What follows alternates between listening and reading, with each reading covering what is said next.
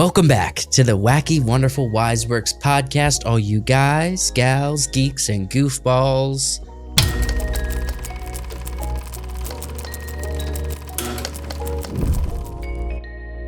It's a later recording tonight. Yeah, A little different than our normal recordings. I mean, it's coming out for you guys on the same day, same time. Yep. And so I think it's a part of our responsibility to bring the same amount of effort, giggles, and jokes. Josh is like, And Josh was like, I'm going to talk about the bear. The bear came out. We're talking about the bear. I'm going to talk about. Go ahead. Give me 5 minutes to talk about the bear. Go ahead. So I've watched 4 episodes so far. And I'm not. Hold on. Just to be upfront with all you viewers. We do pre-shows that's on Patreon and YouTube memberships. You can go check those out. We do 30-minute podcasts before we start recording these. And Josh was the only one that's watched the bear. Josh was very enthusiastic, very upset that we haven't seen the bear yet. And he really wants us to talk. He really wants to talk about it. So that's why he's chomping at the bit. We've kind of ex-nayed from talking about it on this channel so far. So, I've got to put my 2 cents and talk about it a little bit. Go ahead. We did no reactions or anything for this season so far. But so The Bear is the best show ever. You have to watch it. This season is not as strong, though, in my opinion, at least of what I've seen so far. There's a lot more flashbacks and them starting the new restaurant, The Bear. And so it's not as strong. you said that's about last season, though. It's not as strong as you the did. first one. Same thing. You were like, I've watched like 5 episodes. The season's not as strong.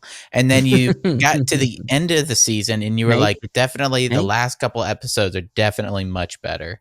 Maybe that's true. That's true. That may be. But the think first about this. episode was a lot of just like flashback scenes, and it was hard to follow because it was like back with John Bernthal and his brother, back with his sister, back with this. You kind of picked up stuff here and there of where it was in the timeline, but it's a lot of confusion. It's a lot of Carmen and the girl, his, I guess, girlfriend, who kind of left him at the end of the last season because she got upset. There's a lot of flashbacks with them together, and it's like, why are we seeing this? Well, in season 2, one of the best episodes was an entire flashback episode, right? Yes, but that was linear, like one flashback of one event. These are like flashback here, then for 2 minutes, then it comes back. Okay. Then it's flashback to something different. And it's not like one event. It's like flashback here, flashback not. Well, I think the same logic follows with any sort of flashback. You got to ask yourself the question: what is why? What's the point of the flashback? What context is it going to be giving me? Where am I connecting the dots? Giving character development, especially with the relationship between Carmen and the girl. I need to know her name. I can't remember her name. I don't know why. I just call her the girl.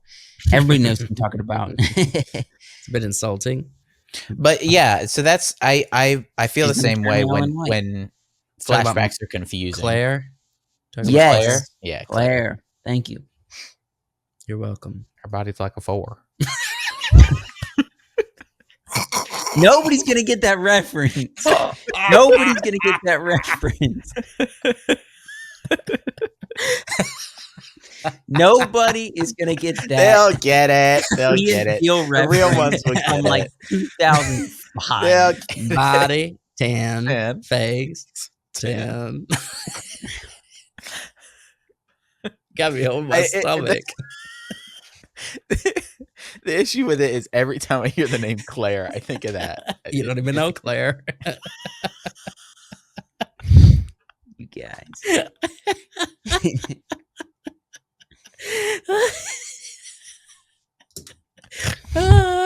Gone are the days, man. Gone are the days of peak comedy. Back to the bear. Yes. And not to Claire. So I've not watched all of it yet, just 4 episodes. So far, that's what I think. Any more Jamie Lee Curtis? Not yet. So far? Not so far. John Bernthal, yes, in a couple flashback scenes, but not significant. Jamie Lee Curtis, he's like in it for a long period of time. Right. Jamie Lee Curtis flashed the brightest, or shown the brightest, in the whole show up to this point, in my opinion, with that one episode. Also, speaking of Jamie Lee Curtis, her and Lindsay Lohan are making a sequel to Freaky Friday. I saw that. You saw that? It's pretty. What do you wild. guys think? You think it's gonna be any good? What? How can they do anything different? Like, what is it? Another swap or something? I don't know, but people are gonna watch it. What could be interesting is if for some reason something happens and there's some reason something happens. Right, that's how things start, Joe. For some reason, that's how movies start. For some reason, something happens. Okay, didn't the that's how everything starts. The grandpa and brother, didn't they swap at the end of the movie or something? Yeah, but that's more of a gag. I would say an interesting way to do it is have the curse somehow not still be on them, sort of partially be on them, and have them kind of swapping back and forth. Instead of just they swap and then they have to live as each other, they're bouncing back and forth. That would be an interesting way to do it. That's how I would do it. I don't like that you have issue with it's how stories start. For some reason, think of it. Happens. Lord of the Rings. How does it start? For some reason, something happens. Right. Every story ever. It's like I'm applauding through my giggles your ingenuity in the breakdown, the synthesizing of how stories. That's truly what this channel is about: is helping people contextualize what storytelling really is, and breaking it down to its finest parts. And a story always starts as for some reason something happens. Yeah, exactly. You know something interesting? MJ has watched one episode of House of the Dragon, and then she latched on to it to where she's going back and watching season 1, and she wants to go watch Game of Thrones now, which is crazy. I never thought that.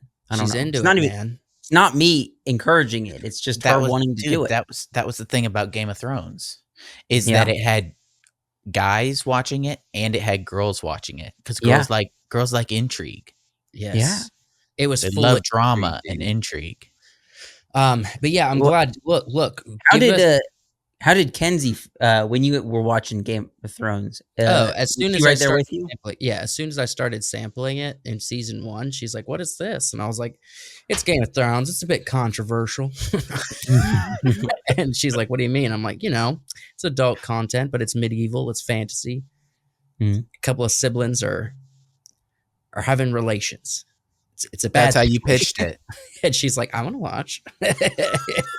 Ew, I don't like that. That's how you pitched it. I don't remember how I pitched it. I'm just being silly now.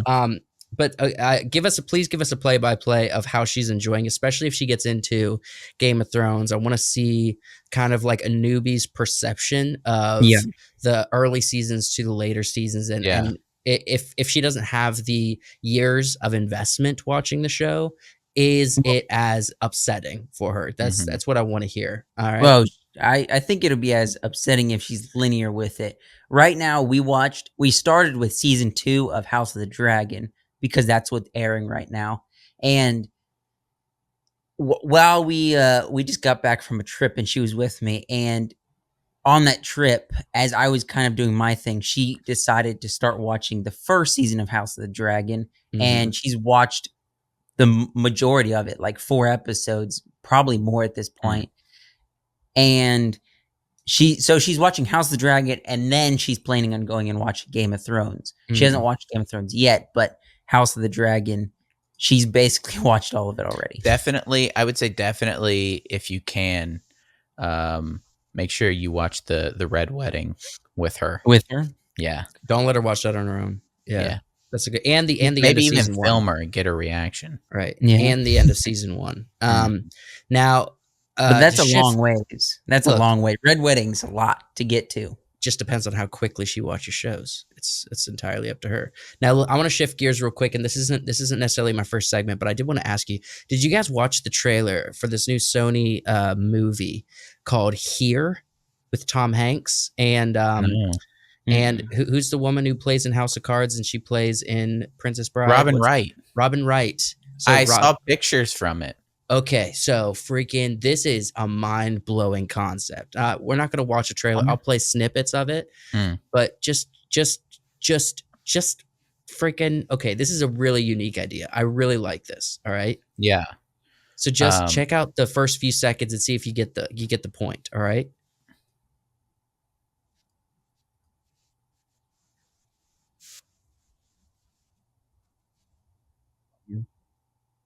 All right. It's on a set. Noticing. What are you noticing? It's on a set. All right. Robert Zemeckis. Okay, but what are you noticing? So check this out. This is the big reveal, okay? Is it like time travel? No, just watch. Just pay attention.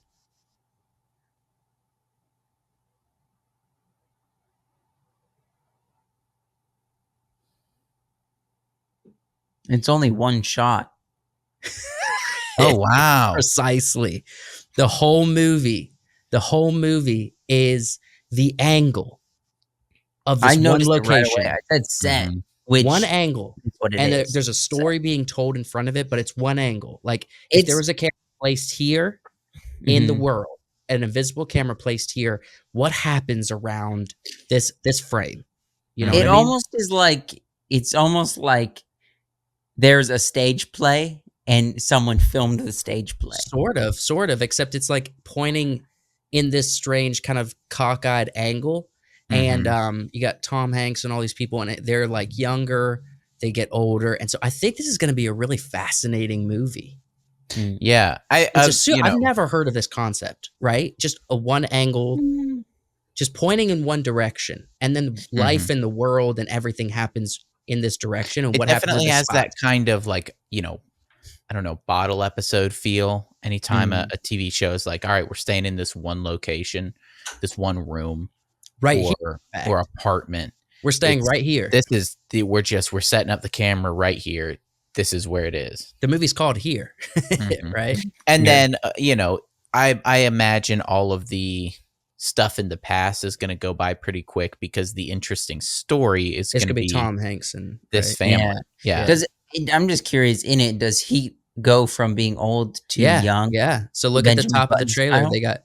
Well, they got the first of all, I thought this was some sort of Forrest Gump thing. Yeah, no, because she looks like she did in Forrest Gump, and he looks like he did in Forrest Gump. Yeah, how'd they make him look so young? He looked pretty young in there, actually. They can do all kinds of stuff. They made this is some of the best de-aging I've seen so far. To be clear, I think Tom Hanks is probably not a very good guy. Sold his soul to the devil. Visited Epstein's Island, all of that nonsense. Listen, bro, who hasn't? For being right. So who hasn't? So we can't enjoy a movie from a talented actor? But I think this would be definitely an interesting movie. Here, let's just listen. Look at this tagline, right?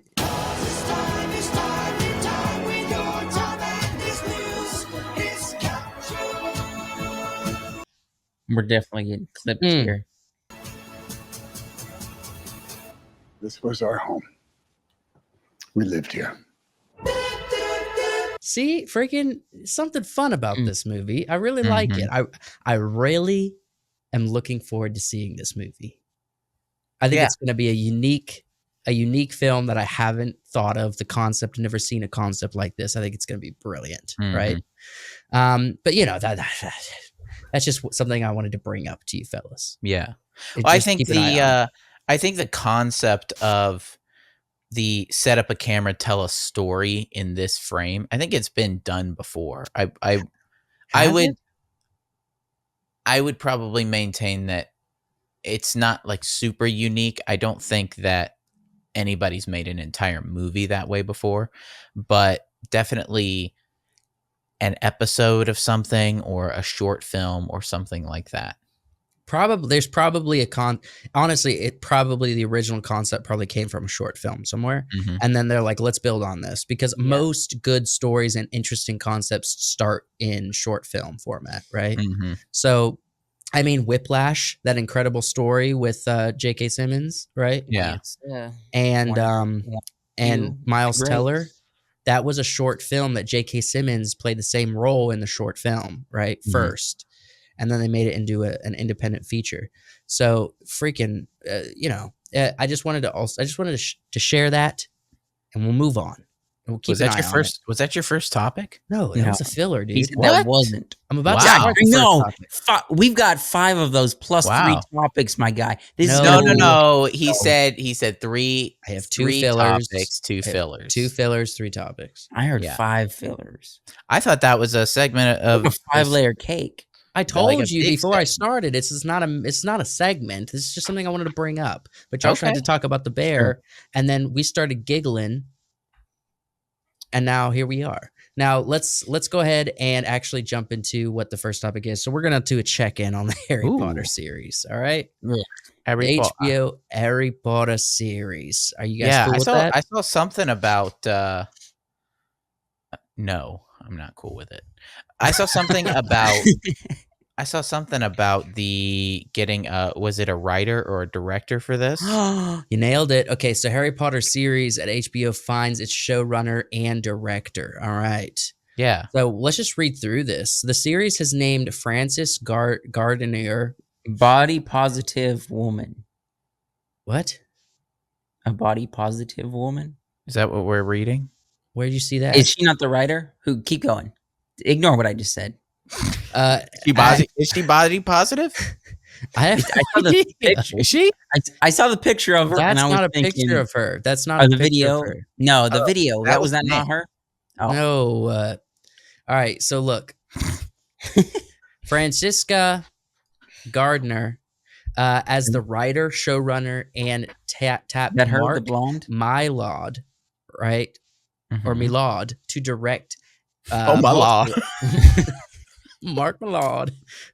Oh my lord! To direct multiple episodes. Both are Emmy winners for HBO's Succession. So these are individuals tied to Succession. All right. Yeah. And AI's Gardner is not gonna part write of the this show? show's what? AI is not going to write the show. Let's add value here, Joshua. That's a good question. They're not going to use AI to write the script for the Freaking show. no.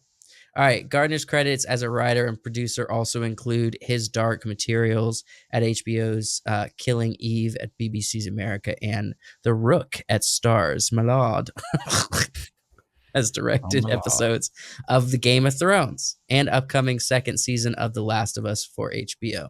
Mhm. All right. So this is not a bad slate, in my opinion. No. Oh, he also did the menu. Right. The Menu. Yep. He directed the film The Menu with Anya Taylor-Joy. So what I'm seeing here, and all those folks. what I'm seeing here is two people with a history in sort of darker shows. His Dark Materials is a darker show. Yeah. If the title hadn't given it away, but Succession and The Menu, these are Game dark, of Thrones. Yeah, Game of Thrones. These are dark Adult shows. adult shows and movies. It's interesting that they tapped these people. I don't think it's a bad decision, but I do think that if you don't have the whimsy, Mm-hmm. then you lose. And so you think that you're worried about there being whimsy there? There has to be a fantastical, whimsical John Williams tinkling sound in your soul when you watch something like Harry this. Potter? Yeah, or when you read something like this. That was part of the books, that was part of the movies. If you lose that with in your directing and in the making of the show. So as we continue to read, we will see that a couple of the executive producers are also the ones that worked on the films, right? Okay. So let's just read through some of this. That doesn't mean that doesn't mean a lot today. I know it because doesn't mean a lot. I'm studio just is gonna saying. make it the essence of the movies and that John Williams, thing that Wyatt's talking about, is going to be in some form attached to the show, right? So the Harry Potter series will be a faithful adaptation by author J.K. Simmons, Rowling, or J.K. Simmons, J.K. Rowling. Not my tempo, not quite my tempo. Mega-selling fantasy series about the young British wizard, blah, blah, blah, blah, blah. This is interesting for... that just talks about the movies. Rowling will be an executive producer of the series, but isn't expected to have a day-to-day involvement. HBO has sidestepped commenting on Rowling's frequently expressed anti-transgender sentiments. HBO and Max content chief Casey Bloys says shortly after the series was announced, the TV show is new and exciting, but we've been in the Harry Potter business for 20 years because of Warner Brothers, right? This isn't a new decision. We're comfortable being in the Potter business. JK is a very online conversation. It's very nuanced and complicated and not something we're going to get into. Our priority is what's on screen. What do you think about that statement? What do you think? Here's what I think is that they are consulting J.K. Rowling on a lot of this stuff, on a lot of it, and they're not going to talk about that. Yeah, because they just don't want it to be tarnished. Exactly. They're not going to say. Yeah, we're definitely Rowling's heavily involved. They're going to fix the issue by making Dobby they them. Yeah. Dobby's going to be a they them. It doesn't. And that's how they'll fix the issue. Right? JK will allow them to do that, and that'll fix her mistakes from the past. It's so for me, the more interesting part of this is seeing how they're going to develop a TV show in the modern era with modern writers and producers and put out something that is supposed to be like Harry Potter. It's supposed to be Harry Potter and have it feel like Harry Potter, knowing that the majority of the fans are Disney adults, basically, but for Harry Potter. Yes. Yeah. Disney adults. It's not going to be a kids show. There'll be maybe here and there kids watching it, but it's going to be adults that grew up with it. Let's just say a lot of those brooms wouldn't be taken off. Yeah. Where are they going to need a... Let's just say that hippogriff wouldn't be able to get off the ground. Okay. Right. Well, let's just say that. Let's just say that Hagrid would have an issue picking some of them up. Hagrid. All right. The only thing I'm looking forward to with this show is the school aspect, where they can show us the more whole thing. Yeah, they can show us the whole more. thing, though. It all takes place in the school, right? I know. Wait, so you're excited about just that? You're just excited to explore Hogwarts? You're sure. If they make it interesting, then yes. All right. What are you laughing Give us at, some Wyatt? Some lore. He's still thinking about Hagrid. The entirety of the books, except for like the last one, takes place at the school. Sure. Well, I'm saying like they're good. Never mind. Oh. Yeah, I'm excited to explore Harry Potter. All right, like, who are his friends? Who does he hang out with? Gardner and Mallard. Ray-Ban. Gardner and Mallard will executive produce the series along with Rowling and her Bronte Films and TV partners Neil Blair and Ruth Kenley. Wait. These are producers? I thought these were directors. Executive producers. Oh. These are the people that I was talking about are tied to the movies. David Hyman, who produced the movie franchise, Warner Brothers TV. Right, but who's the director? Do we have a director? The director is Mallard. Oh, okay. The writer is Gardner. They will executive produce. Well, okay, so the top does say Mallard is going to direct a handful of episodes. Okay. direct multiple episodes. All right. So he's not going to direct everything, Mark. Francisca is going to be the writer and showrunner. So Francesca is really the guiding force here, and Mark is going to be the springboard director, and then it's going to be given to other directors. You know what I mean? But Francisca is going to be who makes or breaks this, I feel like.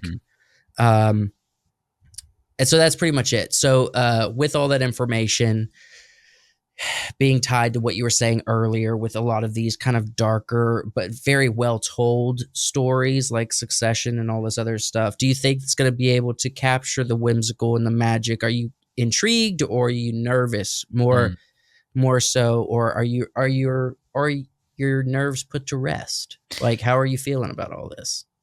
I mean, nothing is going to make you feel like 100% about whether this is going to be a good series or not. The best way to maybe get a handle on a broomstick, what these people can do and what kind of perspective they have on writing. I mean, ask questions. I'd like to hear interviews with them. I'd like to ask, how does your heart feel when you hear wind chimes? How does the heart feel? Right? Because that's going to inform me. I will say this. Make Harry Potter. Look, I will say this. Thank my Lord that Disney does not own Harry Potter. True. Because my goodness, could it be in worse hands if that was the case? I think it might be in the best hands currently. Right? I will say it's good they have it, and they have J.K. Rowling on the project in the background, but that gives them permission to use the book in its entirety. They're not trying to do a Rings of Power where they have no rights to anything. They're just creating a show vaguely based off a book that they have no rights to. Yeah. Do you guys think that this could in any way resemble the Percy Jackson TV show? No. You don't think so? Not with these creators. It's not Disney. It's not Disney. The style of these creators is going to leak into this project. So I imagine there's going to be whimsical, but look, I'm just going to say this. I don't think I have as much hope for any project outside of like House of the Dragon, right? Or what Netflix is doing with, why is the name escaping me? The animated show that's awesome. Arcane. Outside of like Arcane and House of the Dragon, like I'm not super excited about too much when it comes to TV shows, right? But I actually have, I feel like, real hope for this show. I actually feel like there's actual a possibility that we get the first season of this show and we feel like this is better than the movies. This is actually better than the movies. I would like to feel like we hope for that to be a reality. I would like to see Harry himself more realized, like he was from the books, because he was more similar to Tom Riddle than he is in the movies. But he was kind and he was good, and he was a Gryffindor is the whole point of the thing. Not a Slytherin, but he has the brain of a Slytherin, but the kindness of a Gryffindor. Right. And it's almost as if if Voldemort hadn't hit him with the wand, he probably wouldn't have been as dark. As Tom Riddle. But the other, I would also like to see Ron, because Ron is such a big part of it. They took a lot of stuff from Ron and gave it to Hermione in the movies. So there's a lot of stuff that she does, and he sort of plays he plays friend character. He doesn't really do as much in the books or in the movies. In the books, he does a whole ton of stuff. He's heavily involved and is very brave. He's kind of like Sam. He's your Sam character in the books. Yeah. So those are, I would like to see with a show. I'd like to see those two characters realized better. on But screen. do you guys think I'm crazy to actually feel like there's real hope here? No, I think there's something. I think You guys it being remember in the hand of Max, right? And it being in the hands of literally writers and directors that have created stuff that I thoroughly enjoy. I feel like there's actual hope with this project. Do you remember how they introduced it? How they it has the candles. Dun, dun, dun, dun, dun, dun, dun. Yeah. Yep. They introduced this new show with the old music. Mm-hmm. So that gives me a little bit of hope that they're like, we know. Hey, we know everybody. You like it. Who do you we know think? you like the park. We know you like it. Yeah. I know we don't talk about this a lot, and because we don't talk about it, we're probably not very knowledgeable on this topic. But do you think there's someone out there that, I don't want to compare him to John Williams because he's his own artist, but do you think there's someone out there that's a younger guy that's like in his 20s that's doing music today, that's we don't even really, he's just kind of in the background. Yes, but he exists. He's gonna emerge and give us a John Williams career, and it's gonna be great. Yes. He's gonna do things like it House exists. of Dragon. He's gonna do things like this show. He's gonna do the next Lane Before Time. Yes. He exists 100%. What's his name? It's just, I don't know. It's just a matter of like how it's going to evolve, because the thing is, your work and the kind of projects that you work on is kind of what you end up. It like directs your fate a little bit, and it directs your memory. I almost want to say that that director we won't see the things that he's making until we're talking about composers right now. Yeah, the composer. We won't see what all of his stuff, and won't give him the true credit until we're old. We'll be on our 40s or 50s, I'm sure. Yeah. It's going to be 20 years down the line. Right now, it's Hans. It was Right John now, Williams who made the biggest musical soundtracks of generations. Of a whole generation. Hans is making musical the new soundtracks of our generation. Of our generations, the big ones, the memorable ones. Yeah. Along with, some others. And then in the future, there will be another big name. Yeah. And the style's it's not going to, like, even Hans and John Williams do it differently. So John Williams is classically up there on the podium directing, you know what I mean? And Hans is in a studio, like, experimenting with different machines that make sounds. You know what I mean? Yeah. I mean, he even did, like, correct me if I'm wrong, like Prince of Egypt. Did he do Prince of Egypt? Yeah, Hans did Prince so of he's Egypt. doing things like that. The composer. So Hans did like Kung Fu Panda. I mean, Hans has done most things that are good. If it's good, if it's really good and memorable and like really speaks to your soul, it's a pretty good chance Hans did it. Who's doing the music for the biggest animated movie ever then? The Young David. Not Hans. Let's look at him. I don't think Hans has been slated. But I think that we don't know who it is yet. If they're making stuff right now, it's not as big of a name as Hans. It's probably like August Rush or something.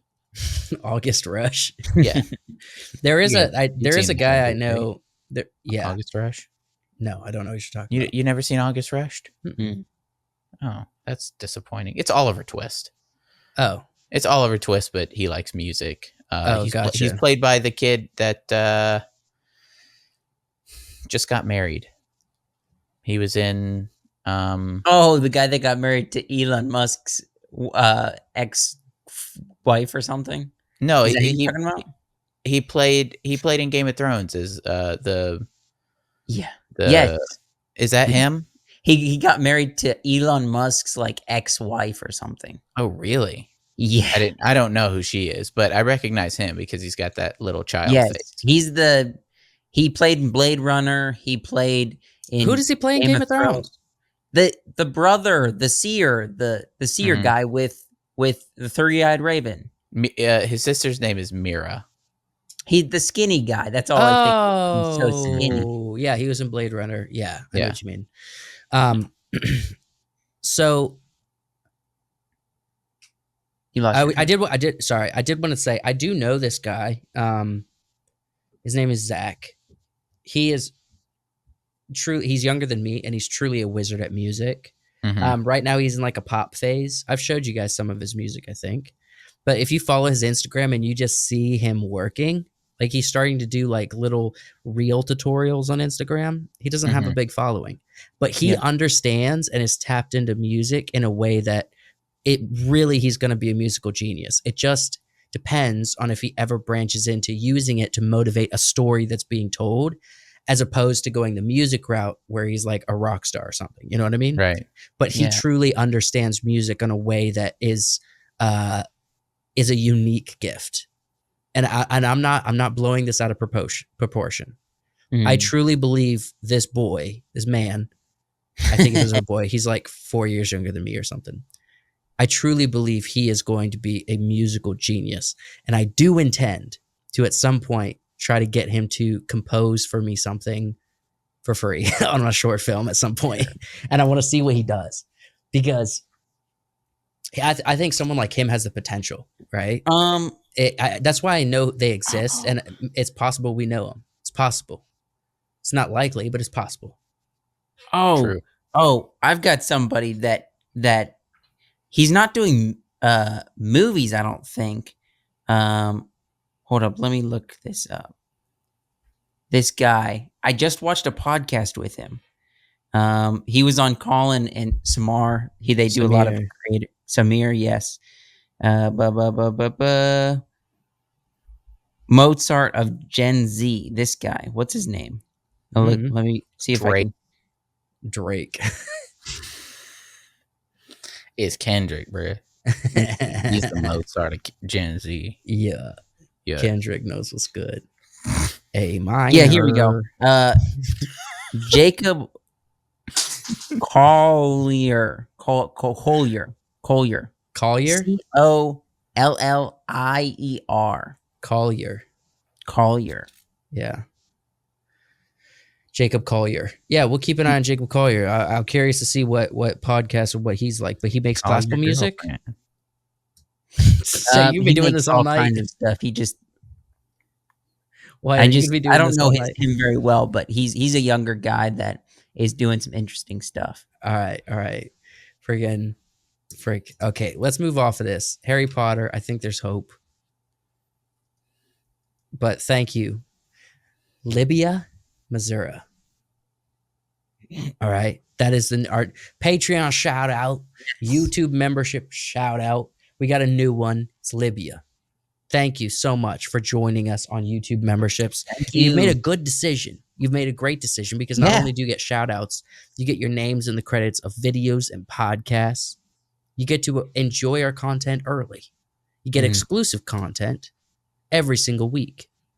And we're always evolving what we're doing for our internal audience. And so thank you so much for joining us. If you too want to join us on Patreon or YouTube memberships, you get the same perks either way. So choose your platform. And it's only $3.99 a month. It's only $3.99 a month. And you get all of this stuff. I was just at Starbucks the other day, fellas.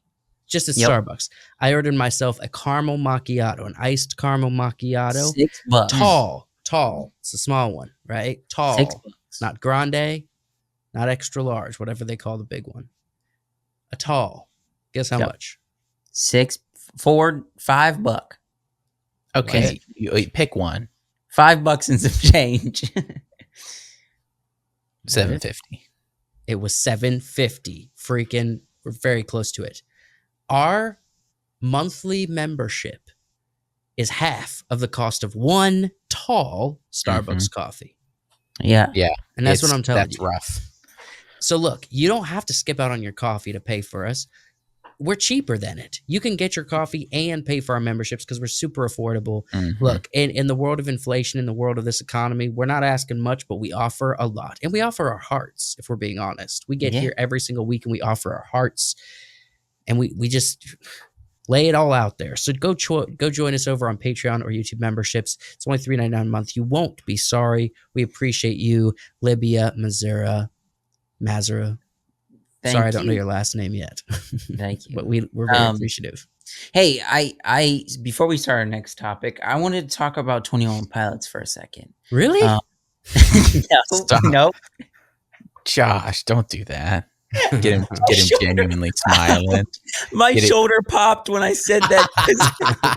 It was such a lie that it hurt him. Oh, that's awesome. Hurt. My lord was like, "Hey, awesome. That's stop really screwing good. around." Pop. Ow. Oh, that's good. I feel like I just got shocked. Presidential debate. Oh, you want to talk? No, I don't. The only thing you need to know about that one. I just know that we beat Medicare. We beat it. Then we did. We beat it. But it took like cancer. It took some meditation. Cancer, we beat it. It took him some meditation because he went. I have nothing about the beat debate Medicare specifically, but I'm a little bit upset. I didn't know it was going to be in Atlanta where we live, or close to where we live, and I drove right through downtown Atlanta, not knowing that it was there. That was the worst decision ever. How long were you in traffic for that, just to get out of it? Well, I was in traffic for probably about an hour to go through Atlanta, but I got done getting through Atlanta and I finished my drive. I got home, and then someone said, "Oh yeah, the debates are in Atlanta," and I was like, "That's why it took so long." You're like, it could have been anywhere in the United States. Yeah, it had to be here. Yeah. I do wonder how they what process do they go through to choose locations like that? I think I partly know it's because CNN. CNN is in Atlanta, and they were the ones who hosted it. So that's true. All right. Well, I'm gonna jump right into the next segment if you guys aren't gonna let me talk about 21 Pilots. But sure. I had a thing. I don't remember what it was. Save it. We got one more time. I don't remember what it was. Between the next two topics. While we talk about this, you can figure it out. But listen, SORA. Oh, SORA. It's the new. If you don't know about SORA, no. If you guys know what SORA is, we've talked about it. The video AI. Yes, it's the video. Do we have any new footage? AI. So check this out. You guys know how Toys R Us went out of business? But they're not really out of business. Fisher Price? No. Toys R Us. Did I say Fisher Price? I said Toys R Us. Fisher Price is a brand of Toys R Us. Joshua just rolls at me with Tom. Did I say Fisher Price? Did I stutter? Right. That's what it feels like I want to say sometimes. Say what again? I said Toys R Us. What? And Josh was like, Fisher Price? Fisher Price is Toys R Us. It's the same thing. No, it's not. No, it's not. It's not the same thing. Are we challenging this, right? I'm talking about what about SORA? Why are we talking about Toys R Us? Official challenge has been made. I'm throwing up a flag here. We gotta figure Let's this talk out. about SORA, not Fisher Price. All right, so Toys R Us is not officially out of business. They actually just integrated into other brands. So there's like a Toys R Us Macy's, you know what I mean? So it's like a collaboration. So a part of Macy's has a toy section, Macy's right? Sells Fisher Price now. Shut up. Anyway, that's not the point of this. SORA. So Toys R Us did an ad, okay? That's running on TV and running online. It's the first fully AI generated using SORA ad that is out there. You guys haven't seen this yet, have you? Are we watching it? We are watching it. Okay, good. We're watching it. I don't think we're going to get hit with an ad. They're not sponsoring us, everybody. We're just going to check out the AI video. Yes. All right. So don't buy the products. I'm going to start it. Go ahead. I don't believe Toys R Us and Fisher Price are connected. There you go. I just had to throw. Well, a quick Google search is maybe not give you all of it. Maybe not deep dive. But Fisher Give Price us the real is owned by answer. Mattel. I believe Joshua's quote was, "They're the same thing." Fisher Price was sold at Toys R Us. Of course, because where do Fisher you buy Price Fisher is a Price toy now? brand. So is Lego. Yeah. Okay. So is Beanie Babies. Let's talk things about like SORA. Mel I want to Bradley. watch this video. So is freaking Rescue Heroes. Anyway. All right. Probably We're made going to by watch Fisher this. So everything in this was AI generated using SORA software to create this Toys R Us ad. All right. Okay. This is kind of like a backstory about the start of Toys R Us. Mm-hmm. So let's just enjoy it. We're gonna talk about it. Here we go. Ever wonder how Toys R Us and Jeffrey the Giraffe came to be? The son of a bike shop owner, Charles Lazarus, had a vision that would go on to change toy stores forever.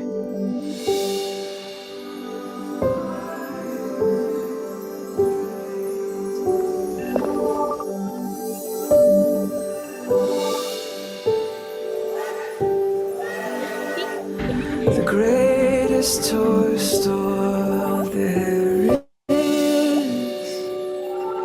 I don't wanna grow up, 'cause maybe if I did, I wouldn't be a Toys R Us. Toys R Us was the dream of Charles Lazarus. May all of your dreams come true too. Ooh, okay. All right. AI just tugged at my pulley strings. Well, AI didn't edit it, and they didn't add the music and all that. This is what? SORA, the visuals, the video. Yeah. Oh, just the So visual. obviously, there's editors and other artists involved in making this an actual commercial, but all the visuals are generated by AI. Okay. They're just giving it prompts. So let's just acknowledge this shot, especially. Okay. Mm-hmm. That's a good looking shot. That's a good looking shot. Yeah, that's a real dude. Yeah, let's see his hands. Now See that child's hands. What they look that like? looks real, but 1, later in the 2. commercial, he doesn't look real. The kid. Yeah, doesn't look there's a little bit of uncanny valley. Okay, so this all looks very real, right? How many buttons are on them overalls? What this really blows my mind that this is all real. That this is all fake. This really freaking blows my mind. This is less hard to understand. Yeah, that's this looks like AI. It's easy for AI to generate like particle effects and things happening all around. Yes. This is easy because it literally looks like when you generate a picture of that's like photorealistic, it looks something like this. You know what I mean? Like you could do that on Instagram right now and it looks something like this. Mm-hmm. That's kind of scary. If you're an actor today, you better watch yourself. But these are real people, but they're not. Mm-hmm. That's but I saw that guy the other day at the store. Kind of looked like you. What are you talking about? You looking in a mirror? Hey. But okay, so what do you guys think? What do you guys think? So now we visually saw it. So not just Tyler Perry has seen it and freaked out and decided to cancel his $900 million expansion. Well, okay. Tyler Perry's been canceling this $900 million project for I feel like forever now. Everybody keeps saying this. Oh, he did it Tyler once. Perry's canceling. Look, Tyler Perry's canceling. Shut up. For a while. He said it one time after he saw SORA operate. Like he saw test footage that it generated, and then he stopped the progress where he was about to spend $900 million to expand. Sure. Yeah. I'll tell you what happened. He saw this and he was like, this is what I can use to get out of that $900 million studio thing that I was going to do. I can use that as an excuse. I can generate some pretty good white people with. Yeah. It's a pretty good. Look at that clean white boy right there. I have seen some generations from AI, some video generations of it generating humans. It's racist. It's straight up racist. Can we just name this episode AI's racist? AI is straight up racist. It'll do some things with white people. It'll do some things with black people, and it's racist. It'll make an Indian. It'll make an Indian dude. Ask it to generate an Indian dude in a video. He's gonna look so Indian. Yeah, is he gonna? It'll have the dot, and then it'll probably make the dot super huge, and then it'll have like the big earlobes. It'll probably become Krishna. It'll get really racist. All right, well, they don't discriminate with the racisms. So, what do you guys initially think? This is frightening? Obviously, that's good. This is like the start. This is the first public thing that they're putting out there that SORA has generated. Like this is it. So This is the start of Clearly, it. I mean, clearly they pull from things, so it doesn't feel like super original, unique. It's almost like when you do AI, it's like, oh, I could tell what they're pulling from something that it knows a little bit, and you can kind of feel that a little bit. Even if you give it prompts that are really unique, it's hard for it to feel like it's generating its own thing that's never been done before. It feels like this is done before. Well, I'll say what this does, I think, is demonstrate what it can do by itself with some editors helping it, right? But what do like visual effects artists, right? What do they do, for like on-set stuff? If you want to make something CG, I was watching X-Men Wolverine. Yeah. And in the movie, Wolverine's fighting Blob, and he's big, but they have the dude there in a fat suit. You can tell in scenes, but then he'll punch him and it'll be CG jiggle and everything. It looks horrible. Yeah. It doesn't look as bad as it could have because they have reference.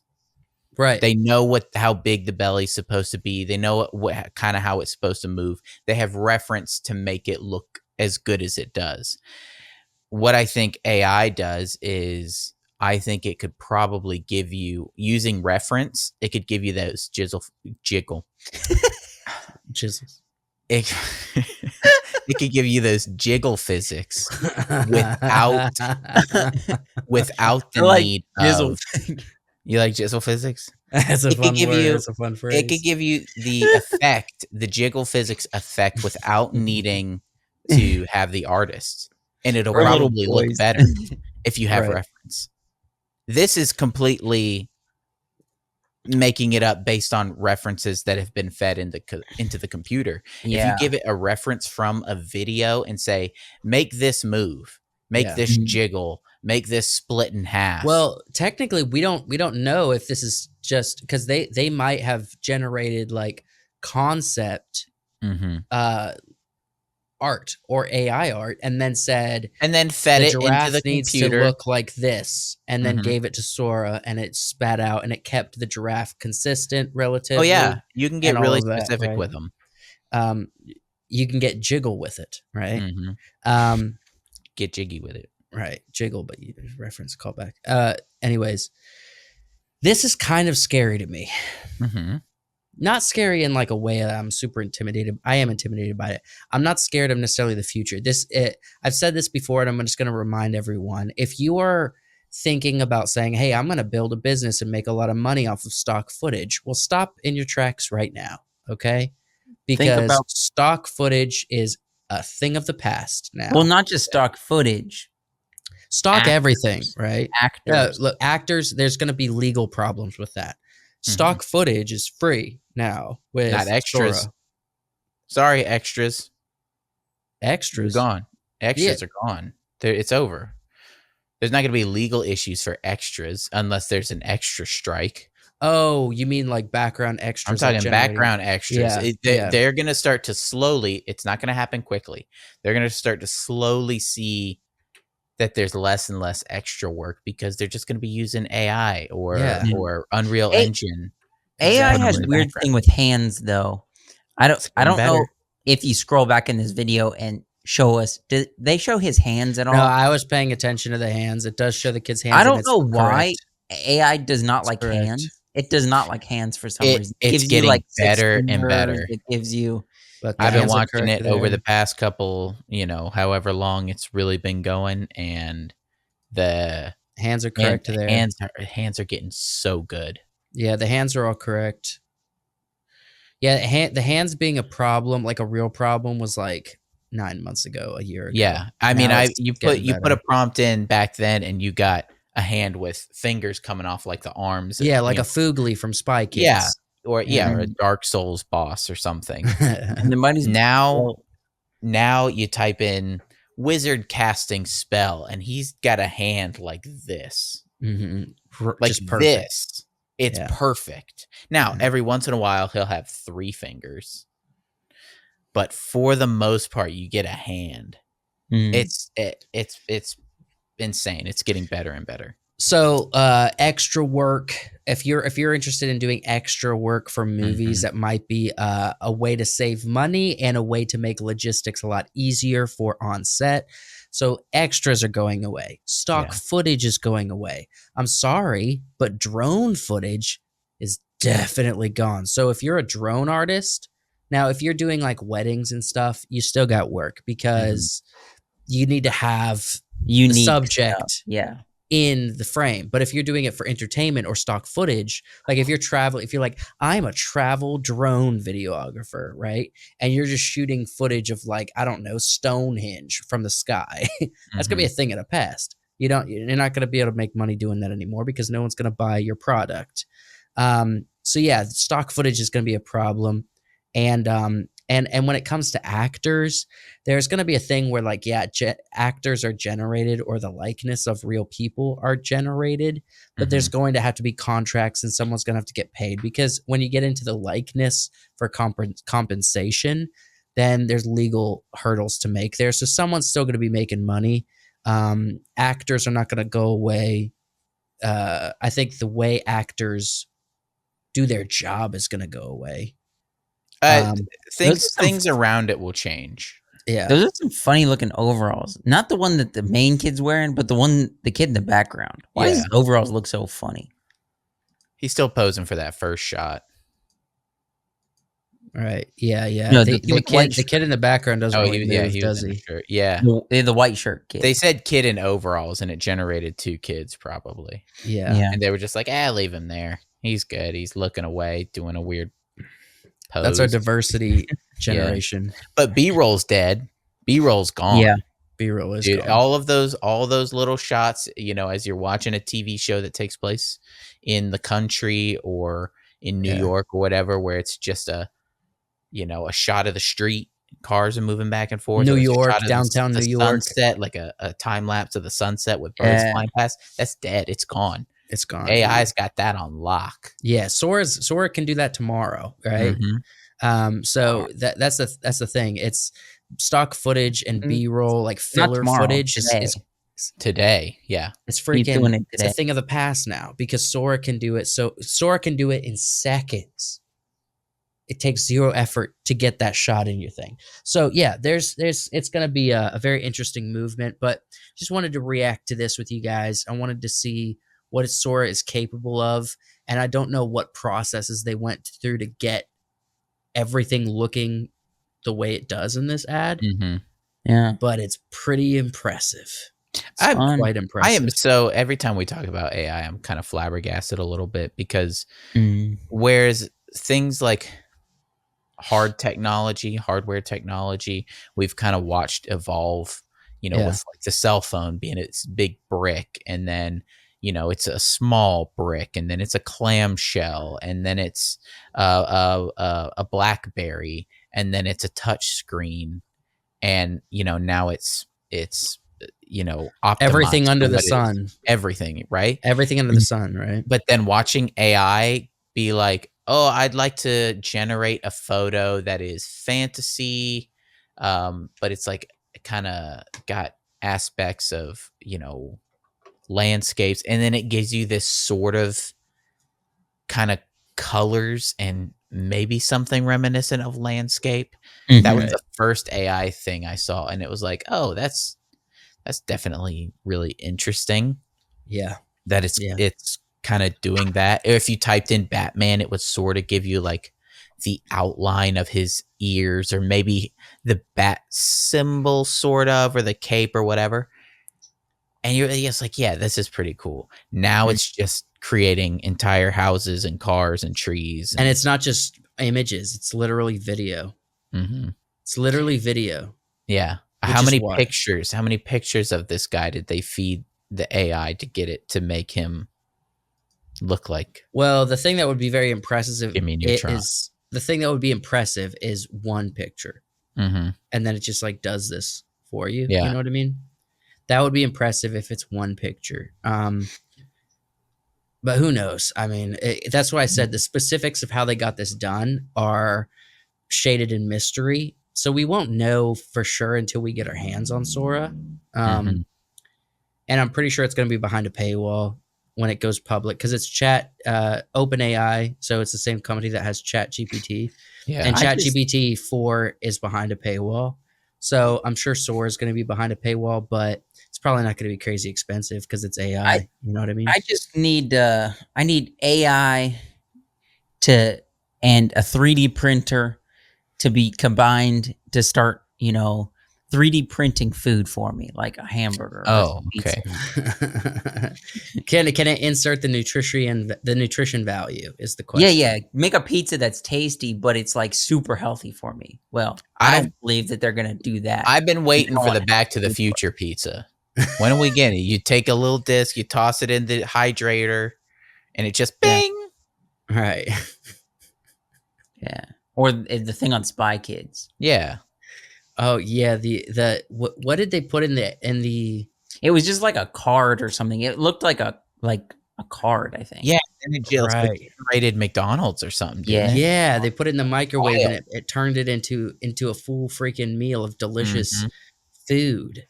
And then it was crazy. Like they put like a turkey in there too, I think. Dude, imagine asking your AI microwave to make me specifically McDonald's, and it tastes like McDonald's. We'll solve the food problem. Mm-hmm.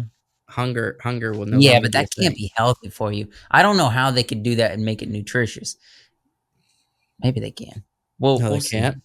You can't say a computer that's generated an R image can make something as good for you and nutritious as something God made for us. Yeah, like you know what cow. I mean? Yeah, I mean, it's not the same thing. All right, there's going to be defects in our version of this creation. God's version can't be topped, and we eat God's version. So, I mean, but do you really think that the McDonald's chicken nugget is God's version? Something that God intended? No, I don't think so. But we still consume it like we're animals. That was from the devil. God did not make corn dogs. He didn't want us to have corn dogs. Right. I think corn dog's a little bit closer to the original product than the McDonald's chicken nugget. Yeah, no, corn dogs is a result of the fall. You know what I'm saying? Yeah, we're supposed to be eating locusts and honey, my dudes. Yeah. All right. So just like John the Baptist did, he had it right. Anyways, so White, did you remember what you wanted to bring up? Yeah. I have no idea. We should talk about the bear. No, we're not talking about the bear. Oh. I haven't seen it yet.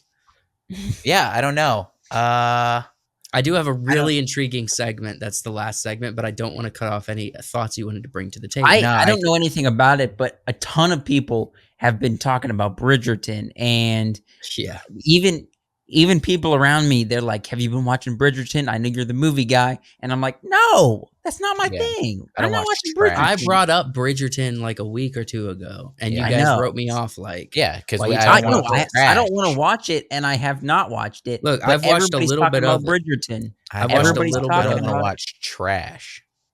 They should have asked me about it. I would have said, bro, that was crazy when Chubby got some in the carriage. I should have said that. That's what was crazy about it. You know what I mean? You know what's funny? She's not like huge. No, she's just chubby. She's just chubby. I think part of the problem, she got a real chubby face.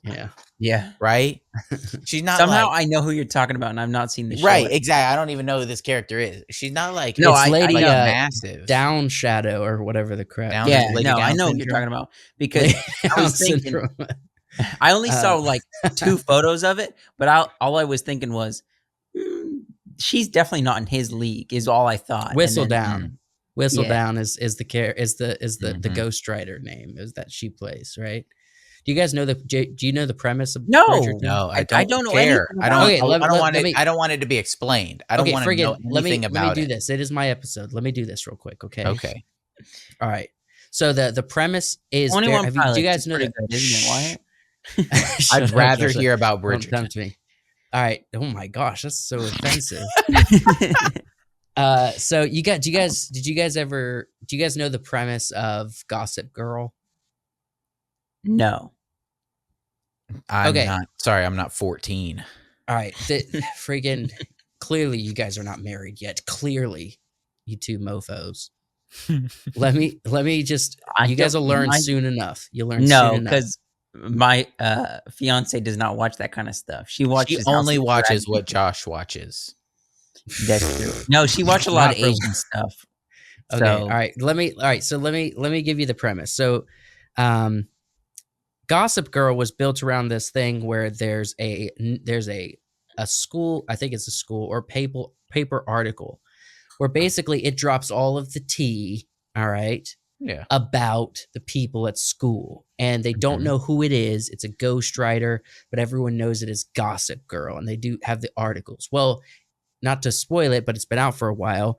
There's the first Gossip Girl, not the weird HBO, I think, or Netflix remake, which is super weird, but the original Gossip Girl it ended up being a dude who was writing it, right?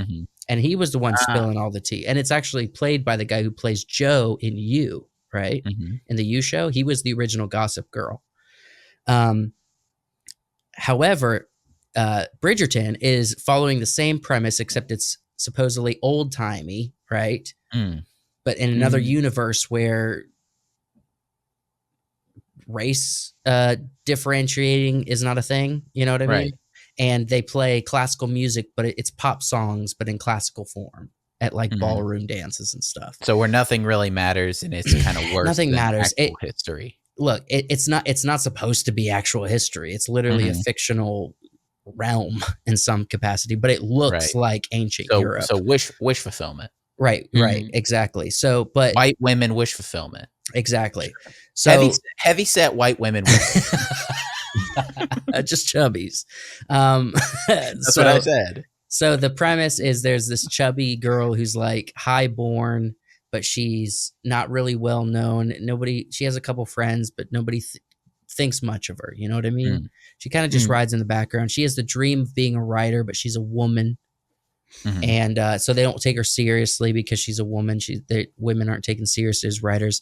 So she starts writing a newspaper column, and her pen name is Whistledown, right? And it's the same premise. She spills all the tea about the different highborn families, and she has all the intel because she's just there in the background.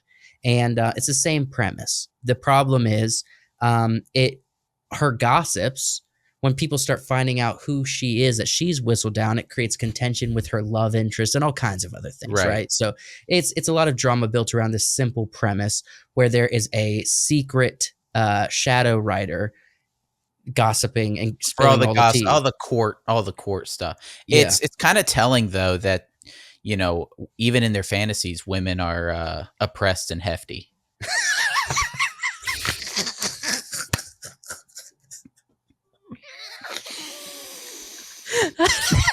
We're gonna get so much trouble. Let's go to the last section before we get in trouble anymore. I mean, we're not going to get in trouble. This is our podcast. This is our. Oh my gosh, that's a good line. You're really rocking and rolling with the lines tonight, Wyatt. Yeah, I had some buffalo chicken. It's not supposed to be funny. Why is he laughing? I knew that would get him. I don't know why I do. I knew that would get him. Why did buffalo chicken not funny? All right, okay. Let's go to the final segment if you guys don't mind. I'm getting a headache. You're making me laugh too much. What's the last thing? All right. So let me share my screen. First thing, let's do this. The most clever. All right. Ooh. The most clever. Okay. The mostest. So we're going to be looking at some characters. Ooh. And it's not a ranking tier list. It's actually a face-off. All right. Okay. Nicolas Cage. So we have protagonists and villains. The reason why I don't say heroes and villains is because some of these protagonists are not really heroes. They're actually anti-heroes. Are all the villains? But all the villains are villains. Right? Or are they antagonists? let's just say this: protagonists and antagonists, all right, are going to be facing off in a battle of wits, in a battle of cleverness. All right. Obviously, I don't have all of the clever characters from movies here.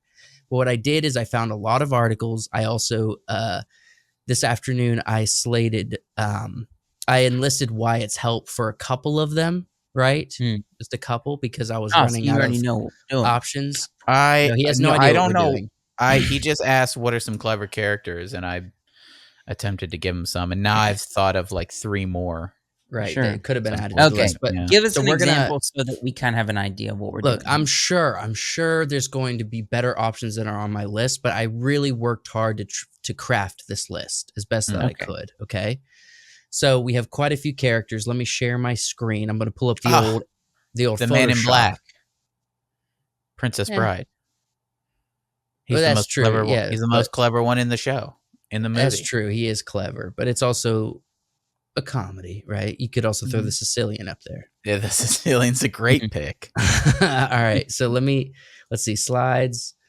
What am I doing? I'm trying to screen share. What are you doing? Screen share. Entire screen and the Photoshop screen. I'm pulling up the old Photoshop for you fellas, okay? Ooh. Oh, okay. All right. So we're doing kind of a ranking list here. That's what I said. We're facing off, all right? This is technically a tournament setup. A tournament. We're doing a tournament, all right?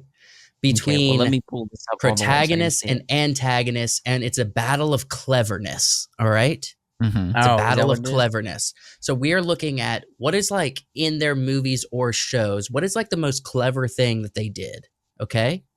And we're going to rank them and move them through the tournament closer to facing off together based on what's the most clever thing they did and see who ends up being the most clever out of this list. So let me go down the list, and I'm going to share with you who is on the list. So we have Tyrion Lannister in the protagonist section. We have Tyrion Lannister. We have Robert Downey Jr. Sherlock Holmes. We have Captain Jack Sparrow. We have Thomas Shelby from Peaky Blinders. We have We have Michael Corleone. We have Michael Corleone from The Godfather. We have Tony Stark. We have Dumbledore from Harry Potter. And this was actually Wyatt's pick because I was running out. But we have Captain Jean-Luc Picard, right? So I chose. Wait, why'd you pick him over Captain Kirk? All right. So listen, pay attention, Joshua, because you usually halfway. Why just gave me the first? Well, listen. As far as cleverness goes, I think Picard beats Kirk. Kirk is that would be a rank. You should put back. Kirk is intelligent and adventurous and motivated. But he's more rough 'em tough 'em kind of guy, whereas Jean-Luc Picard is intellect and. So here's an important distinction, Joshua, and this is something I kind of explained to Wyatt earlier today without him having the full context. But this is really important, because I usually ask follow-up questions halfway through these type of things, so just pay attention. We are ranking these based on their ability to be clever and not on their powers and abilities, okay? So obviously, Tony Stark beats people because he's clever enough to build a suit that can blow up everybody, you know what I mean? But we're not doing it based on his ability to be dangerous. We're doing it based on his ability to outsmart the person he's against. Right. Yeah. All right. And then, so let me go down the antagonist list. Go ahead. So in that regard, are we able to so just for example, already the first one, Tyrion and Sherlock Hold on. I have to still give the antagonist list. No, this is an example. This is not me doing it. Okay. I'm just using it as an example. You could argue for Tyrion over Sherlock, even though I think Sherlock is more clever than Tyrion, because I think Sherlock has a weakness of he's kind of emotional being. He's you can a lot bring more weaknesses if it's tied to their ability to be clever. You can bring that into the argument for sure. Okay. Yeah. All right. Sure. So let me go down the antagonist list. So obviously we have Heath Ledger's Joker, right? We have John Doe from Seven, played by Kevin Spacey. All right. We have, why is his name blanking? Hannibal Lecter. Hannibal Lecter, yes. Anthony Hopkins, Hannibal Lecter. We have Palpatine, specifically in the prequel because he relied on his cleverness more than his power, right? Yes. We have Professor Moriarty. We have Lex Luthor. We have Magneto. Oh, that's Lex Luthor? I thought that was Voldemort. No. Voldemort relies too much on power over cleverness. And manipulation. I still thought it was Voldemort. So that's Lex Luthor, who literally doesn't have powers, but is the rival to Wait, Superman. okay, but Lex Luthor in what? Smallville? Is that Smallville? So it's not Smallville. I did choose the... You grabbed Jesse Eisenberg? Yes, I did. Jesse? I literally did a toss-up. If you guys want to grab the cartoon. You should have grabbed cartoon Lex Luthor from the animated series. Yeah, why don't we have any cartoon characters on here? Because everyone else was live action. I want to go with live action. All right, we have Magneto, and then we have President Snow from Hunger Games. All right? Mr. Snow. All right, so here we go. We're going to start with the protagonist at the top and work our way down. Protagonist. Is there going to be a loser's bracket? No. Well, yeah, everybody who doesn't progress is the loser, okay? Okay, and then they're going to face off against one of the other losers? No. That's a loser's bracket. Would you guys know anything about tournaments? How did you see that deep? Of these? We're not going that deep, bro. We're not going that deep. Okay, let me get it together for next time. Yeah, all right, sure thing. We start. We can do losers next week. Yeah. All right, we do have to get through this. We have a lot of names and we have a lot of debate. Okay. So to start, we have Tyrion Lannister versus Sherlock Holmes. All right. So first off, what's like the most clever thing that these two characters have done? Tricked himself into becoming Hand of the King, and then Sherlock basically tricked Professor Moriarty into falling off a cliff. I guess I don't know. He's done a lot. I would say for sheer, just for plans that actually go well, I think Sherlock has a one-up on Tyrion. He's a lot more quick with his ability to be Tyrion's quick. Tyrion's very clever and very good at planning. The issue is that the Game of Thrones world is it's brutal, and it screws up a lot of his plans. And so he's good. I don't think he is as clever. Like clever he's more strategic clever over Holmes's quick cleverness. And his cleverness is very formidable, right? I think Sherlock Holmes bests Tyrion with his cleverness, but his weakness is his emotions. But thinking about it, I think Tyrion has a little bit of emotion too, where he kills his dad because he has emotion there. So I would say Sherlock wins. Yeah, right. I would agree. But unfortunately, first round goes to Sherlock Holmes. Tyrion is shortchanged once again. All right, so we got the Joker versus John Doe from Seven. If you haven't seen Seven, we're doing it that way. I thought we were just going down one. No, because we're figuring out as we go who's going to be the final face-off, right? Yeah. I don't know much about the John Doe from Seven. I haven't seen that movie very much. I'm going to say Joker only because I know here's the thing. The cleverness of the John Doe character was that not only was he a serial killer, but he tied it to a learning principle. Like he tied it to the 7 deadly sins. It was a strategic serial killing tactic, whereas the Joker relies on cleverness through chaos. Yeah, so through chaos. So what is the more powerful way to approach serial killing and dangerous plans? You know I'd what like I mean? to point this out. Joker loses. Okay. I mean, he sort of wins. Joker. I would say Joker wins in that he made Harvey Dent.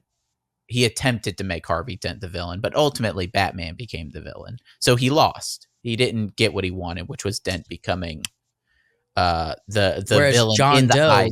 Whereas John Doe wins. John gets exactly what he wants. He gets exactly what he wants. Right. And that's to murder a man in the eyes of the people by having him murder him. That's true. All All right, we're moving on. John I Doe think from 7. For the same argument, I think Tommy Shelby wins here because Jack Sparrow is clever, but he's clever in chaos. He just flies by the seat of his pants, and that's what makes him clever. If you watch He's not Peaky Blinders, though, the question is Tommy Shelby is incredibly strategic. That's what I'm However, saying. I'm arguing for him. So much of his plans go awry. Like a big part of the show is that he constantly has to create new strategy because there's he's an always area got that he something up missed, his sleeve. right? Mhm. Somebody screws it up. And so he's in a constant state of trying to fix. Let me ask Well, this he's fixing question. other people's mistakes, not his own mistakes. Let me ask this He's always question because got I a think this is blade a in his factor. hat, per se. Who gets lucky more often? Jack Sparrow. Jack Sparrow. So how much of his luck intermingles with his clever? Because he is. Well, clever. I don't think his Joseph just wants to keep Johnny Depp. He loves I love Jack Sparrow. I love Thomas Shelby as well. I'm truly not biased here. I'm trying to be don't Me give me and Wyatt, it seems like I we're think arguing for Thomas strategically Shelby. Shelby's a much Shelby's- more clever character. Shelby's Right. way more clever. You agree, there- right? You just said it. No, I'm just trying Move to I'm him up. trying to make sure that Move we him up. talk through it enough, right? Yeah, I think we did. I think we got it. All right, so Tommy Shelby's moving up. He doesn't. right. He won't give him up. I just Listen, did. Hey, well, when we'll have a losers bracket, and then we'll see. All right, so Too. Hannibal Lecter versus Palpatine. All right. Palpatine bested the whole universe. He Hannibal literally turned That's the it. galaxy against itself. Yes, you can't argue against. He's so doubt in the Jedi. He was able to suppress his powers enough that the Jedi didn't even know what he was doing. He was able to right? They couldn't convince the sense it. trade federations that they were being taxed too much, and that the Republic was responsible for it. He had people seceding from the Republic. The man, Even when Anakin brought it before the Jedi and said, "I think Palpatine is a Sith Lord," they still were questioning it. They were like, "Wait, they literally questioned it. A Sith Lord? yeah." They literally asked that question. I think it was Mace Windu. in fact. A Sith Lord? That's right. Palpatine clearly beats Hannibal Lecter in the game of cleverness. Yeah. Also, Hannibal Hannibal's Lecter good, did though. get caught. He did get caught, right? He did, but he hits you with one of. He hit you with a Hannibal Lecter puts a dude's face on his face. I Ugh. know, That's I know. awesome. He escapes by disguising as a man's face. Yeah, that's right? pretty insane. All right. So we got Tony Stark versus Michael Corleone. All right. I'm going for Michael. here. Corleone. I think Tony's clever in the playboy way, but he's Sure. more smart. He's more smart, intelligent guy. Than I don't clever. think his cleverness is what gets him out of situations. Well, right. I There's would- also the level of cleverness where the ability to orchestrate and move pieces on the board, meaning Yeah, people. I think. right. I think. And I think Tony- Godfather does that better. Right. Michael Which is it's better. interesting. We got two Italians up against each other, Mhm. right? Tony and Michael. It's Yeah. funny. I didn't mean to do that. So yeah, I think Michael Corleone is the more clever of the two when it comes to that area. So Wait we a got minute. what? I don't know. You said two Italians against each other, and I'm looking at your list. All of your characters are all white guys. Yeah, every single one of these guys is white and male. You didn't put in Right. diversity. I will say, I championed Ellen Ripley. Ellen but Ripley he is turned not it down. defined by cleverness. Female She's pretty either. clever. Come on. She Well, is clever, but we she's all- not defined. Her character is not defined as being a clever Not defined character. by her cleverness. No, you're right. So, and I did consider a handful of different diverse choices. But It's you not also- on me. It's not on me. Where's Hollywood doesn't Dr. create Martin Luther Who's King it on Jr.? then? Where is in their biopic. where's Lizzo? Shut up. Yeah, Lizzo. All right, look, I'll just say this. Look, it's not my fault. Hollywood does not make diverse people clever for some reason. It's just a fact. Whereas there's a slew of tough. clever men. There's a slew of clever men in all categories. But wait, look, what about who's the guy on Breaking Bad? The drug dealer guy. He's pretty clever. Giancarlo Esposito. Why is he? That not would on have the- been a great choice. That would yeah, have been a really good choice, Giancarlo Esposito. Can we just add him to this list real quick? No, no, I'm not Nah, going to go it's through the alright. work of adding it. We're stuck That's in all a right. thing. He's Oh, a good all right, look, character. He's a let's really just good call this- character, but Let's just call this a battle of cleverness against white males. Okay, that's just what it's going to be. All right. it's unfortunate. So we got Professor Moriarty versus Lex Luthor. I got to say, first I off, don't Lex have an opinion. Luthor is the arch nemesis to a Superman. demigod Yeah. sure. Who's But like someone can argue who has no power except his brain. By the way, Sherlock Holmes could be a demi. no. No, I don't either. I Let's think Lex Luthor has to be more clever than Superman. He has to. or more clever than Professor Moriarty. Well, no, what I'm saying is he has to be more clever than anybody Superman. else in order to battle Superman. Well, his clever has to be more powerful to rival Superman's literal power, Yeah. which is very formidable if you're going to put that in it. So I think Lex Luthor, although Professor Moriarty is on par with, Sherlock Holmes, when you're pitting him against Lex Luthor, he doesn't stand a chance, right? Mhm. I mean, I think it would be a pretty cool battle between the two. A battle of cleverness and strategy, but I think Lex would probably come out on top. That is, as that's long what as we're he doing. has- It's a battle of cleverness. Is Yeah. the winner of whoever we think is the cleverest, are they going to play a game of chess together? Yeah. Mhm. Chess. If they were. All right. actually- So we got Dumbledore and Captain what? Picard. Captain Picard. Captain Picard. I never saw Dumbledore as clever. Dumbledore is strategic, and he is clever. He's, especially in the books, he's much more clever. But I think Picard beats him. Yeah. I think it's pretty obviously Picard is his whole thing is being clever enough to create good strategy to keep his crew alive in the quest for going where no man has gone before. Yeah. You know what I mean?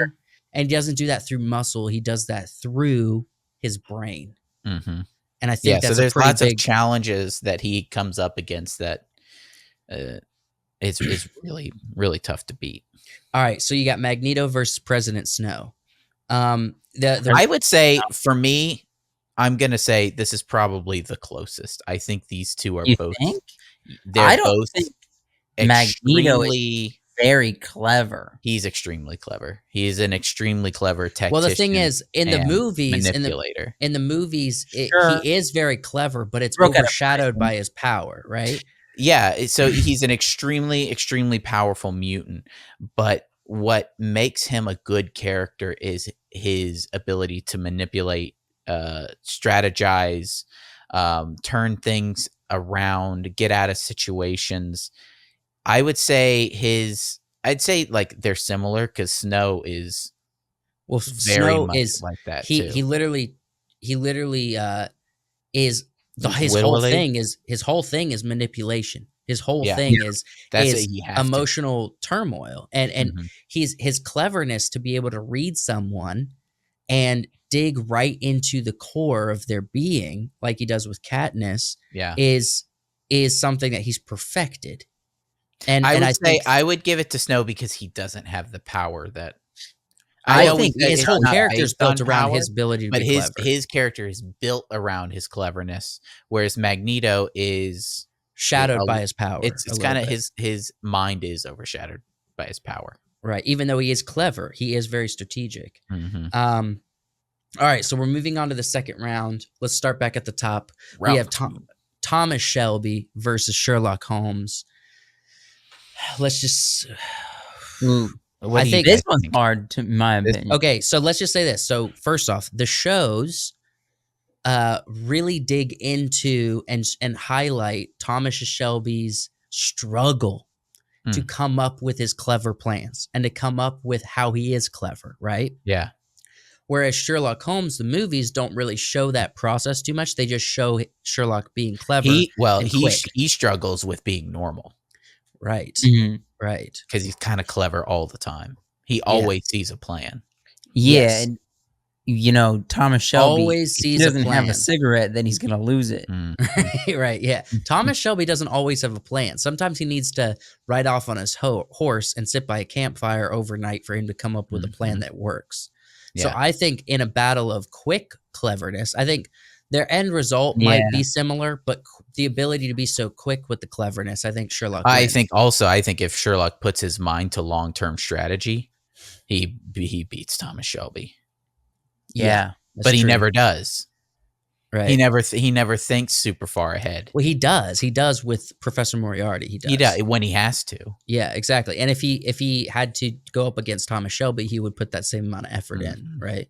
Yeah. Yeah. I guess you could say if he's going at who's his enemy? It's Moriarty. And I think Moriarty beats Thomas Shelby.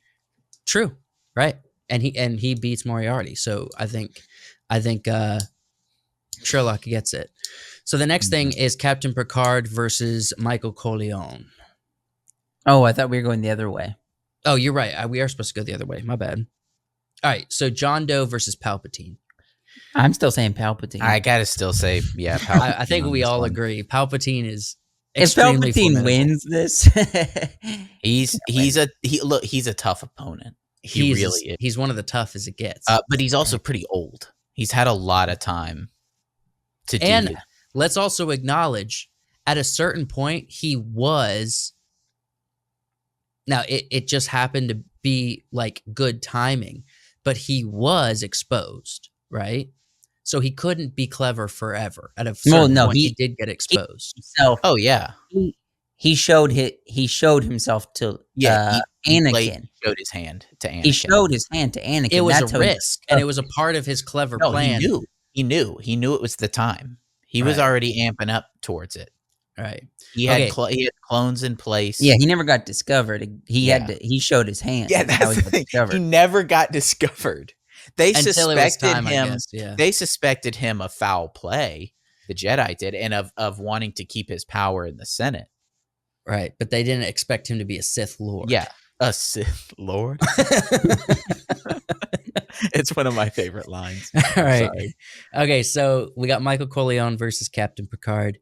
As far as strategy goes, I mean, I'm gonna. I think my gut instinct is that Picard stomps Corleone. Now, if Corleone was in a Star Trek situation where his whole organization was in space, that would be cool. Well, the thing is, the interesting thing about Michael is that he was better at being a godfather and being literally being the puppet master than his father was, and his father built an empire. He still struggled. I watched that third movie, and he had that hard. Well, notice this is I chose Michael from the second. I don't know that he was better than his dad at it. I think he was different, the right person when they needed a new godfather. He was the right person. He was smart enough and ruthless enough to be who the godfather is. Right. So, but I think he makes some bad decisions with the casino business and trusting his brother and all that nonsense. Also, Captain Picard makes some bad choices as well, which hurts a lot of people. So, this is a toss-up. The problem is the setting of the story is so different. Here's a question. It's hard to pull them together. Here's a question for you. Cleverness through ruthlessness or cleverness through honesty? What usually ends up to be more formidable? I think cleverness through ruthlessness ends up being the more formidable tactic. I think cleverness through ruthlessness ultimately gets more targets on your back and can become unpredictable. You have to wonder who you can trust. Whereas cleverness it teaches you stuff. It teaches you stuff. Cleverness through heroism has more people more people on your side. You're not alone. Right. So in some ways, if there's more targets on your back, it amps up your ability to be more clever. Mm-hmm.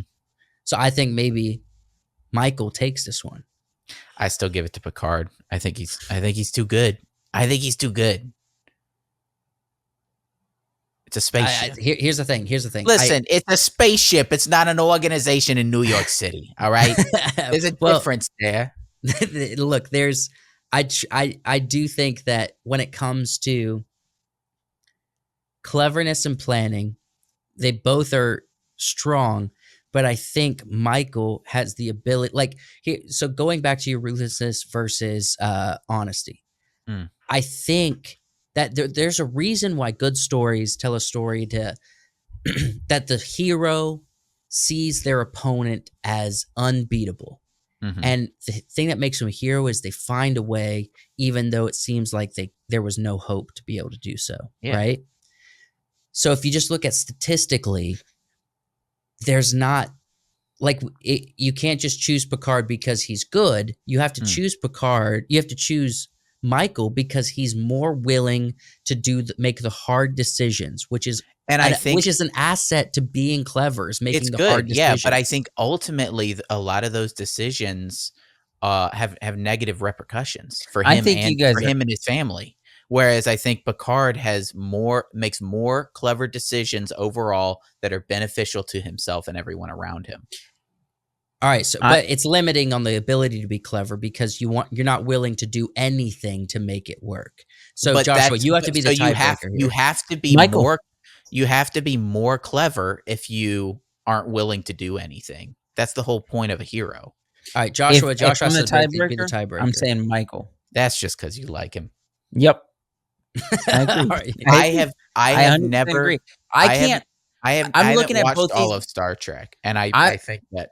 Tell us in the comments because this one I think is why it just doesn't want to be proven wrong. No, this one I think is the worst call. Yes, if anybody thinks that Michael beats Jean-Luc Picard, the captain of a starship, cleverness, they are equally matched in my head.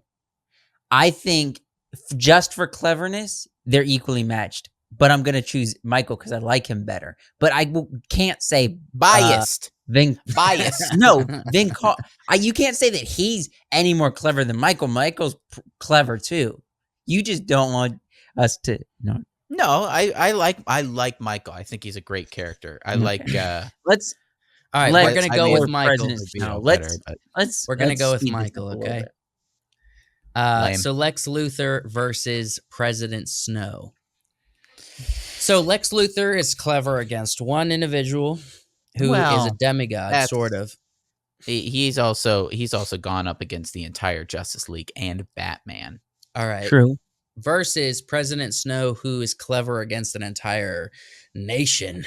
But ultimately gets beat by a girl. True. That's a good freaking point. I'm going Superman with Lex Luthor or Katniss Everdeen. Lex Luthor. I guess it's got to be Lex Luthor. Yeah. I guess that has to be. It's a good freaking argument. All right. We have our last face-offs before the finals. We got Michael Corleone versus Sherlock Holmes. I think this is a pretty obvious one, right? Sherlock. This is the movie I want to see. Is Michael going up against this detective? Yeah. Trying to use his cleverness and assets to take out this dude who's probably smarter than him, who is the best detective in the world. That's the kind of movie I want to see. That's awesome. And I want to see it from the perspective of Michael. How many years apart do you think they're kind of in the same time? Except one's in America and one's in... they're probably pretty close. Yeah. I think one's in America and one's in... Holmes might be a little further back than Michael. Yeah, Holmes is a bit further back. Yeah, he's in 1800s. Well, yeah, I guess because the third movie's Michael is in the 1930s, I think. Yeah. Michael's in the 30s, whereas Holmes is in the 1800s. Wait, no. The third movie Holmes was in World War One. So Holmes is older, but they could have crossover.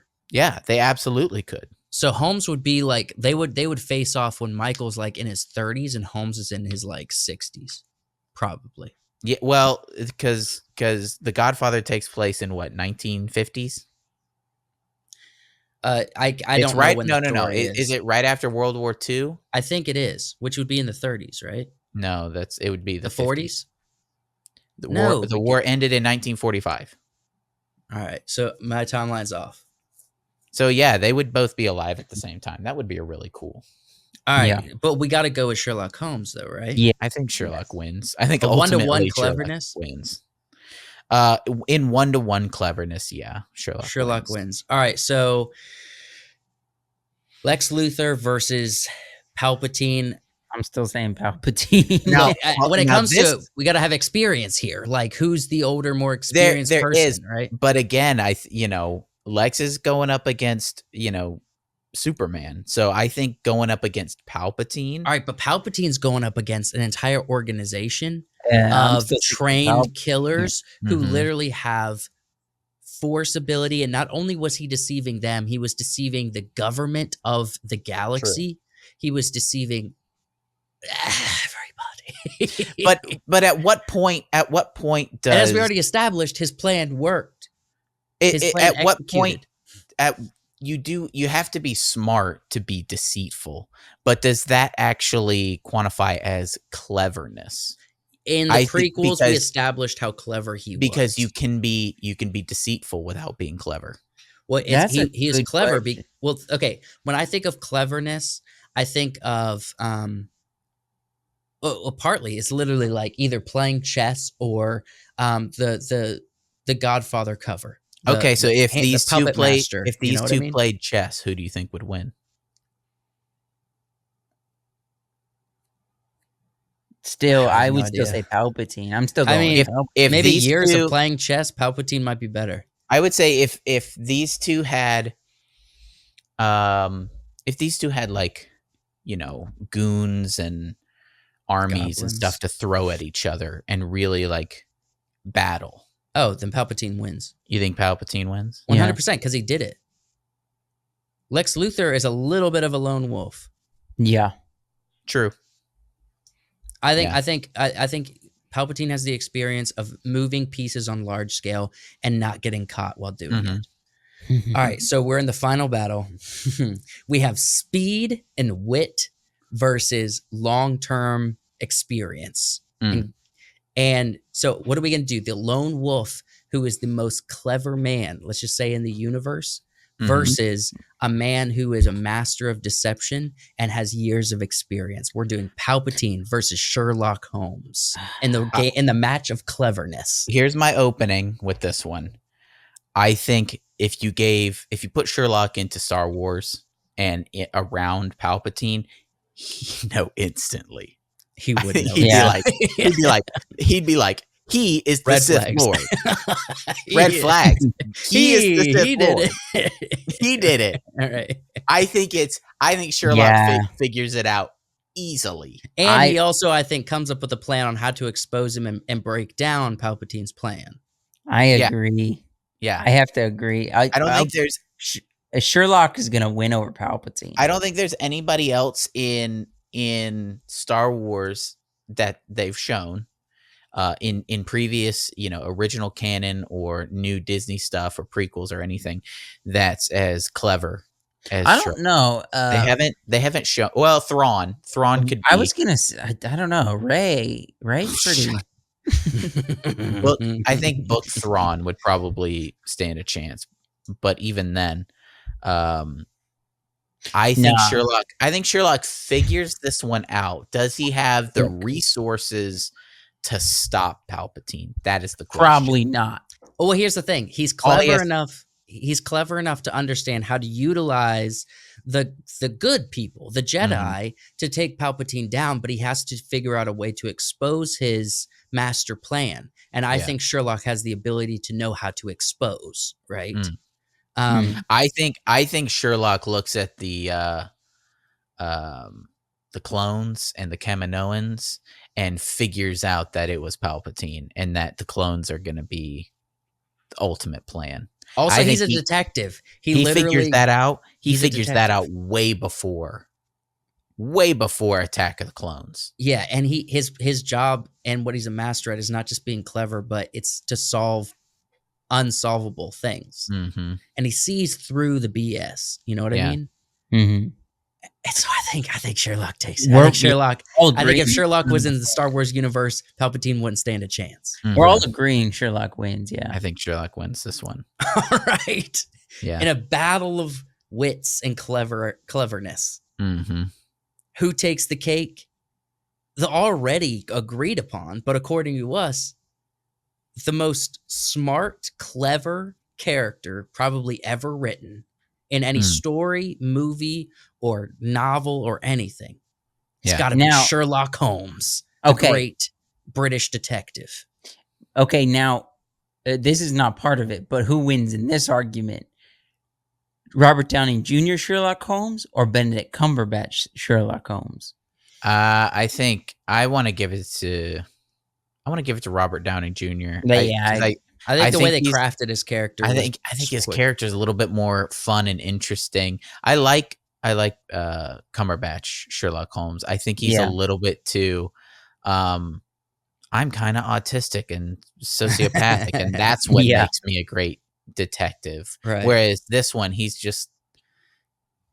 definitely weird and has some sort of, he's probably on the spectrum. Yeah. But he's kind-hearted in his own unique way. Right. So with that, Sherlock Holmes wins the battle of the most clever character. I don't think you guys realized there was 16 characters on this board. That's pretty wild. 16 characters of cleverness. Sherlock Holmes comes out to be the most clever. And some people could have looked at the list and just said it right out, but us discussing it makes it definitive. And honestly, in my head, I've put Sherlock up against all the other ones on the protag list, and I think he beats most of them. Yeah. It's interesting that we didn't even progress Professor Moriarty, though, and he's his arch enemy. Yeah.